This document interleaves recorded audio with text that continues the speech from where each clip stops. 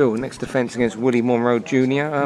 You just met him at the press conference. You didn't seem too impressed with his performance against GOLOVKIN. Can you just explain that?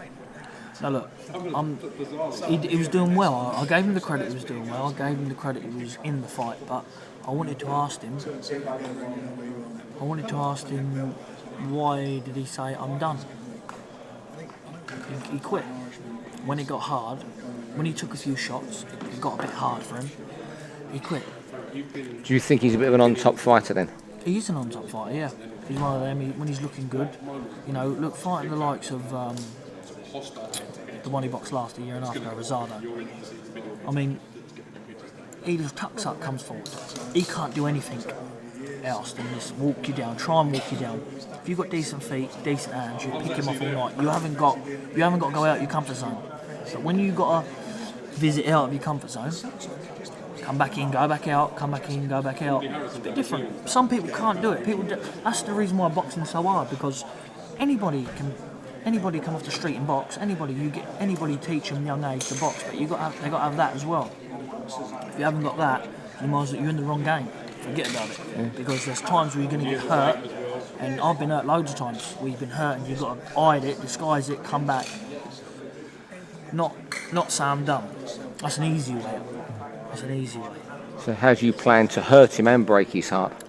Listen, I plan to hurt everyone who I fight.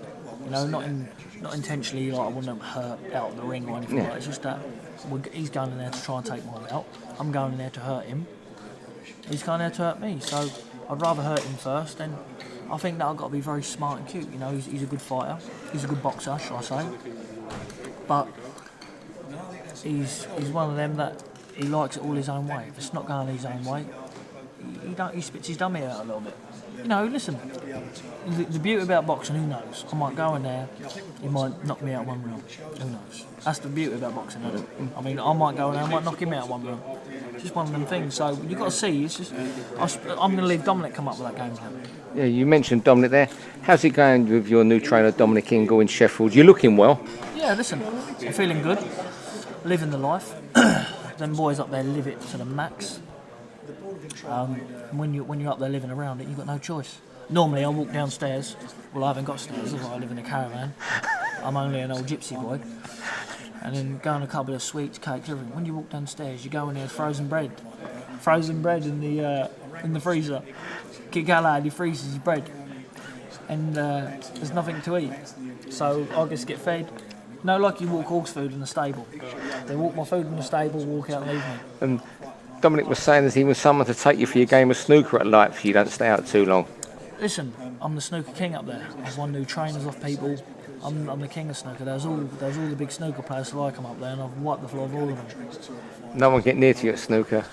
No, but what I do, I was just beating them by 2 or 3 points until we started playing for a few quid and playing for who buys a new pair of trainers, and who buys new tracksuits and clothes. Then I was just wiping the floor of them all. So you're a bit of a snooker bandit in Sheffield?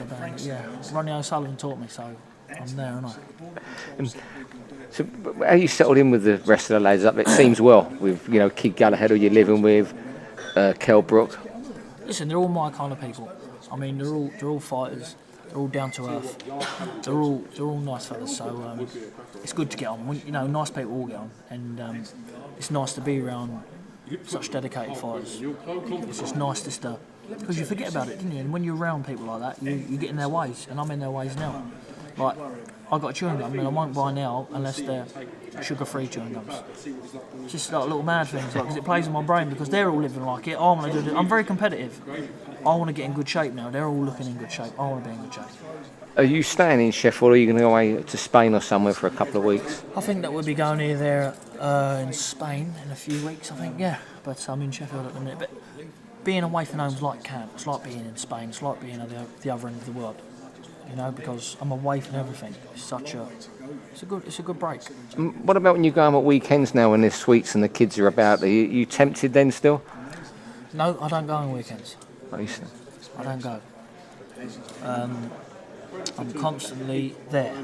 I won't go because and not only that, because once I get into it, Steve, I won't break my diet. Once I put the hard work in, I won't just go home and eat rubbish because I'm so concentrated on it. It's just getting in the groove, and now I'm in the groove. There's no getting me up. Are you frightened of going home and what might happen then? Probably pizza. Eat a full thing of pizza, Indian or Chinese. Going back to the boxing, is there any extra pressure thinking that you could get the winner of Canelo Golovkin, particularly if it is Golovkin's? Look, the way I look at it, I've signed to fight all these. When EUBANK talk rubbish, say I wouldn't sign to fight him. I signed twice to fight him. I signed to fight Golovkin. I signed to fight CANELO. I signed to fight them. That's all been signed on my behalf because I've signed paper to fight them, and none of them's come off. So, you know, the way I look at it, if it's going to happen, it's going to happen. You just got to keep winning. Have you thought at all of if that, you know, you're after the big money fights and it's understandable at this stage of your career? Have you thought of maybe going up to super middleweight if they don't come? Look, I'm not really. I'm a big middle. You know, I don't want to give my advantage away. But there's not a super middle that I'm feared of and don't think I won't be. Most of the super middles are sparred, and they'll all tell you I'll give a very, very good account, very good. And every super middleweight I've sparred. From probably out of the only one I've mixed it with, the English one in there is Callum Smith. I've never sparred him. But all the other super middles, English I've sparred. So you wouldn't rule that out if you couldn't get Canelo or No, Golovkin? 100%. I go to super middleweight to fight any super middle, but I've done my hard work at middle, so I'd like to define a moment that I believe that I'm born to do at middleweight. For now, though, it's Willie Monroe. What can we expect September 16? Willie Monroe, you're just going to expect a good performance. Hopefully, come out with a win.